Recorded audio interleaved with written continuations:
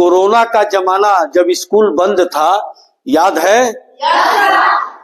उसी से संबंधित हम जानकारी प्राप्त करेंगे कि ये कोरोना वायरस इतना खतरनाक क्यों था, इसके क्या लक्षण थे, इस बीमारी से हम कैसे बच रहे थे और इसका उपचार क्या है।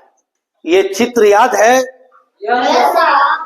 टीवी में, मोबाइल में, पोस्टर पे हर जगह ये दिखाई देता था। सड़कें सुनी, बाजार सुना, स्कूल बंद, सब कुछ बंद।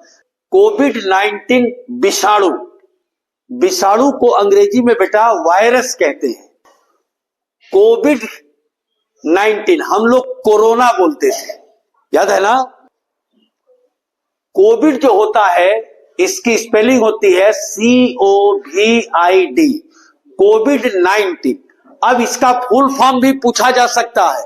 CO मतलब कोरोना, अब VI यानी कि वायरस, अंग्रेजी का देखो प्रारंभिक दो VI, और D को अंग्रेजी में बोलते हैं डिजीज, जिसको हिंदी में रोग कहा जाता है।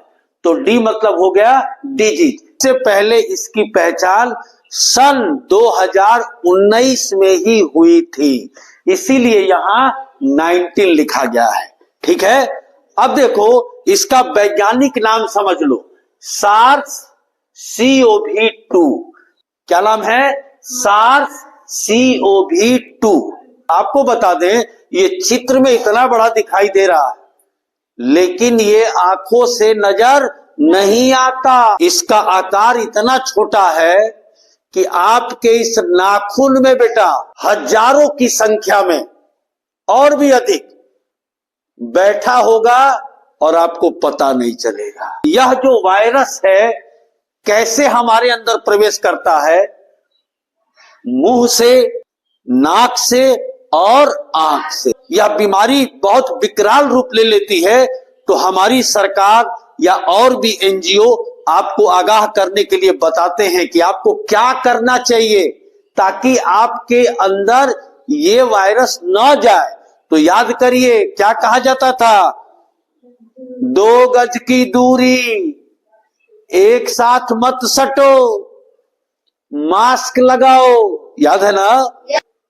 कैसे फैलता था ये? किसी को कोरोना वायरस या कोरोना की बीमारी हो गई है, वो पहले से संक्रमित है, ठीक? तो वह व्यक्ति जब खांसता है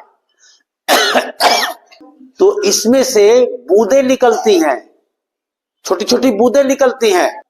ये जो बूंदें निकलती इसको अंग्रेजी में बोलते हैं ड्रॉपलेट्स। ये पता ही नहीं चलता और सामने आप खड़े रहेंगे तो ये कोरोना वायरस फट दे आपके मुंह, नाक, आंख से आप में चला जाएगा और आप संक्रमित हो जाएंगे। 2 गज की दूरी क्यों रखी जाती है? 2 गज या 6 फीट, इसलिए कि जब हम खांसेंगे या छींकेंगे तो जो ड्रॉपलेट्स निकलेगा, जो बूंदें निकलेगी, वो 6 फीट जाते जाते जमीन पे गिर जाएगी, आप तक नहीं पहुंचेगी। अब देखिए जरा, सांस आप छोड़ रहे हैं, जैसे कई आदमी होला घरे देख ले,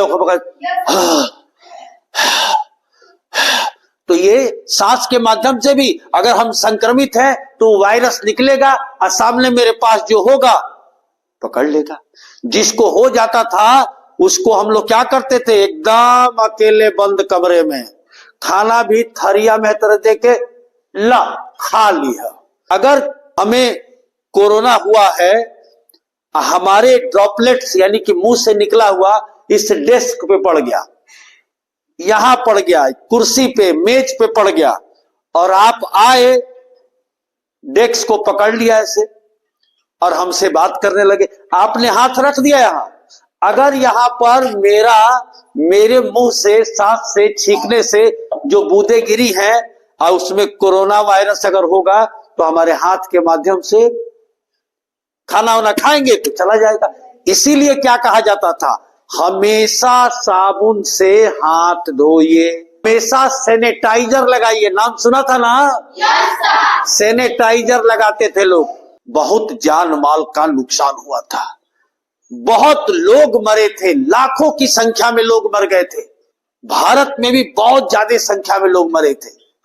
ऑक्सीजन की मार होने लगी थी। टीवी में देखा होगा, ऑक्सीजन के अभाव में लोग दम तोड़ देते थे, हॉस्पिटल में जगह नहीं मिलती थी। इस कोरोना वायरस किसको प्रभावित करता है? गले को और फेफड़े को।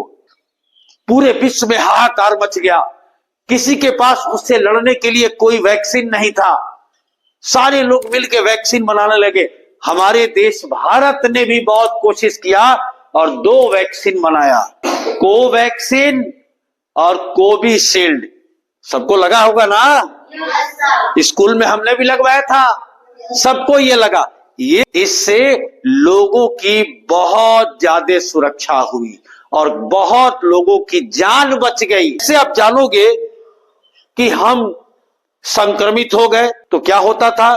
बुखार, सूखी खांसी। अगर उस जमाने में कोई खांस देता था तो लोग तुरंत उसको छोड़ के भाग जाते थे। अरे भागा भागा, इसको कोरोना मिल गया। याद है ना? तो बुखार, सूखी खांसी और सांस लेने की समस्या। कई वृद्ध लोग ऐसे मिलते हैं जो सांस ही लेने नहीं आता था, वो फेफड़े को जकड़ लेता था। इसके अलावा कई लोगों में तो कोई लक्षण ही नहीं था, कई लोगों को उल्टी दस्त भी होने लगता था, ठीक है, थकान महसूस होना, और कई लोगों के अंदर कोरोना वायरस चला भी गया और उनको पता भी नहीं चला। और अगर आप संक्रमित हैं तो एंटीबायोटिक दवा डॉक्टर से जाके लेके क्वारंटाइन हो जाइए। क्वारंटाइन का मतलब होता है कि आप सबसे अलग, किसी से आपको टच नहीं करना है। और 5 से 7 दिन, कई जगह 14-14 दिन तक उनको अलग रखा जाता था। ठीक ना? बहुत बहुत धन्यवाद।